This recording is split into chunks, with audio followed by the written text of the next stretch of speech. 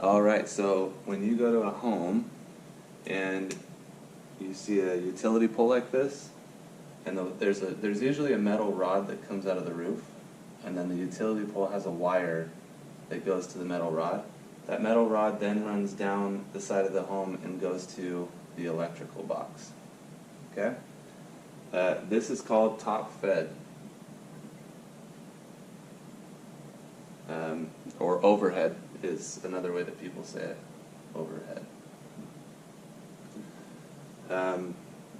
If you see a green box, you usually won't see both of these in a neighborhood, but if you see one of those green boxes at the end of the sidewalk of the home, usually there's a row of homes that goes to the green box, but that means that the wire it goes underground, and then there's a line that goes to that green box. So if you're at a home and you want to upgrade this electrical panel, let's say that you look at the box and it has a 125 sticker over 100 main breaker. That's a pretty good indication. Usually if it's an older neighborhood where a lot of the homes have those really small electrical panels, and you see a panel that says this, it's really difficult for us to tell what is underground. The gauge wiring is super important when it comes to doing electrical upgrades, because if you could imagine a speaker wire, like one out of your car, that wire that's in there will not power a massive speaker at a concert. So if you take that wire to a concert and you wire that speaker up with that speaker, then that speaker will only be as loud as your car speaker would be, because only that much power is going through it. So if you wanted to upgrade this electrical panel to a 200 amp panel, the real question here is this power line, or this power line, is it gauged for a 200 amp panel, right? So if you want to upgrade this to a 200, first of all, we don't know if this wiring can handle a 200. So most companies, they switch to a panel that is actually rated for this gauge wiring. So it's a 125 amp main breaker with a 200 amp bus bar. This is called, get rid of this here, this is called a solar ready panel. Because if we had to go in and dig this up to put the 200 here, we would have to dig 1 foot, 12 inches wide, and then 12 inches deep.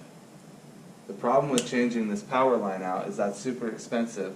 SDG&E has to come out and they have to do a spot check, and they have to tell us where to dig if we want to replace that power line. And when they do give us permission, it has to be 12 inches wide and it has to be 12 inches deep. Then we have to call the inspector, and the inspector has to come and inspect the groundwork, or inspect the trenching, to make sure that it meets those qualifications, and it's where SDG&E told us we could dig. That adds a whole lot of time to getting the solar installed. Also, what it does is it adds a whole lot of extra expense, because we have to pay someone to trench all of that, and to have someone go out there while the inspector's out there to make sure that we did it properly. It is a lot easier for us to switch this one, because we just go up and cut this wire, and then we put a 200 gauge wire. I mean, that's a simple way to put it. There's a little more involved than that, but typically solar companies want to know if you're going to upgrade to a 200. We do want to know if it's top fed or overhead, or if it's underground. In case we have to do any of this work, then we can properly assess the cost of the system. Doing this type of work adds a huge expense. So remember, if you go to an older neighbor, now if this next door home has a 200 amp panel and it's underground, and this one's only a 125/100, chances are maybe that maybe this is gauged for a 200. We just won't know. You will have to do a spot check. That's why most companies switch to this and do a solar ready panel, because on this one you could fit a whole ton of solar, and you don't have to change any of the wiring on it. So it makes it extremely lucrative when you're doing a solar upgrade on a home that has a wiring gauged for 125. Let's say we want to do a ground mount over here for this home. We want to do a ground mount, and that means we have to trench a line from here to this electrical panel. if we do it from here and we run up the side of the home, and then maybe run underneath it all the way over here and then come down and drop it into that, that would be your cheapest option. If you choose to go this way and go through the cement, oops, and then you go through the walkway, and then you trench that way, you have to dig up this part of the cement. If you dig up this part of the cement, then we have to re-cement. This is literally the most expensive way that you could trench for a ground-mounted system. And remember, 12 inches wide and 12 inches deep. Okay? So we would also have to cut the cement out for that. We'd have to cut this cement out for that, dig all of this up, tie it into this, and then upgrade it to a 200. So we don't want to do that.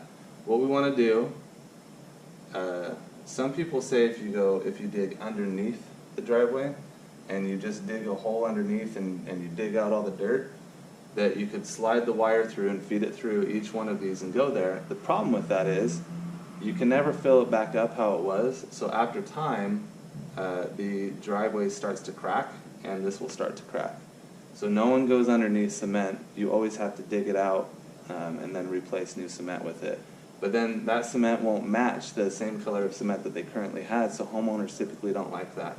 Your cheapest option is to go here, up the side, around the house, or maybe over the top of the roofs, and then paint the conduit to match the roof, and then drop it into the electrical box. Some customers are super picky. We could actually go here and then drop it in through the attic, and then do what we call an attic run, pop it out the side of the home, and then go down the electrical. This way there's no conduit on the roof, but it is an added expense and it is a pain in the backside for contractors to do. So if you run into a scenario like this, just make sure you do it the cheapest way possible. Be creative. If you have a main house, and then over here they have like a separate garage, if you see that there's power running to this garage, if there's power in there, you can plug in outlets and things like that. This is where the main electrical panel is going to be.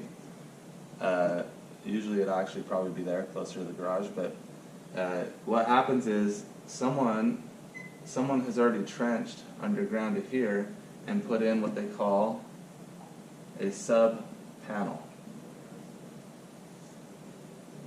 These tend to be pretty popular with homeowners if they don't want it on their home, and if they have a garage or a shed or a separate granny flat that has a sub panel in it, you could actually install the solar array on here,